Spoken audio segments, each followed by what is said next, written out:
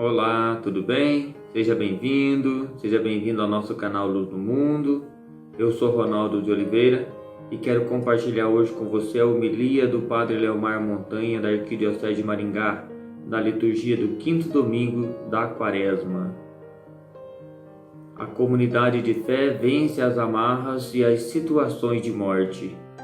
Na liturgia deste quinto domingo da Quaresma, veremos na primeira leitura, Ezequiel 37, de 12 a 14, que a palavra profética, tal como a palavra criadora, convoca o Espírito para libertar e restaurar a vida do povo de Deus, que tinha sido dominado, destruído e exilado.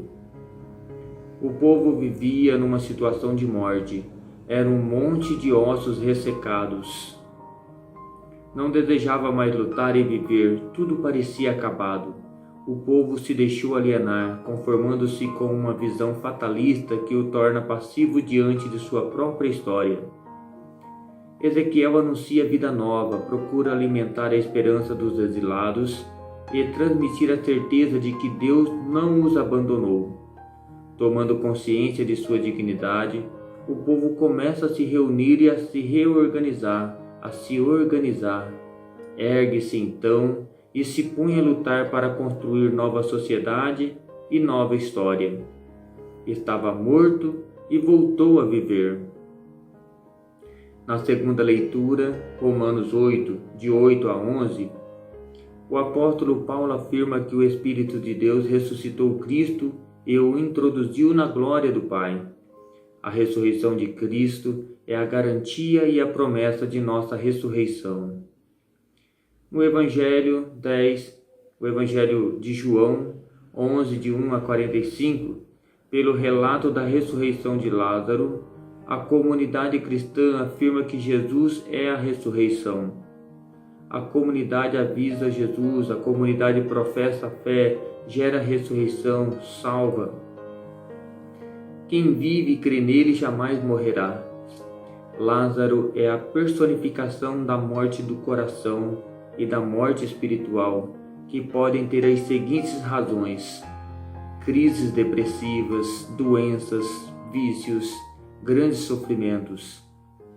Quais seriam os remédios para essas mortes? Remédios psiquiátricos? Consolo dos amigos? Terapias? Mandaram chamar Jesus, o invocam, para que o mundo creia. A fé produz milagres. A comunidade de fé vence as amarras e as situações de morte. Como são os nossos sentimentos frente à terrível situação de dor e aos que estão privados de vida? Vejamos o comportamento de alguns personagens deste texto. Marta crê e professa: Deus é maior do que isso que estamos passando. Maria não declara fé, fica angustiada e paralisada pela situação, fica absorvida pelo problema. Judeus apenas seguem Maria, sem ter a consciência de ir ao encontro de Jesus, nem de professar a fé. As pessoas sepultadas por uma avalanche ou sob os escombros de um terremoto chamam com seus gemidos a atenção dos resgatadores. Frequentemente, as pessoas que se encontram nesta situação não são capazes de fazer nada, nem sequer de orar. Estão como Lázaro, no túmulo. É preciso que outros façam algo por elas.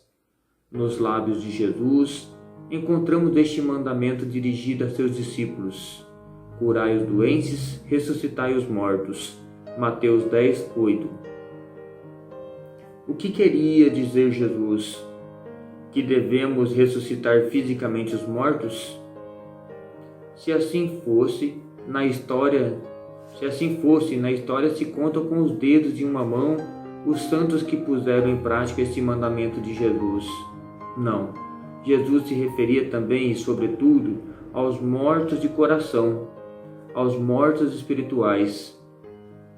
Falando do filho pródigo, o pai diz: estava morto e voltou à vida. Lucas 15, 32. E não se tratava certamente de morte física, havia regressado à casa. Aquele mandato, ressuscitai os mortos, se dirige, portanto, a todos os discípulos de Cristo, também a nós.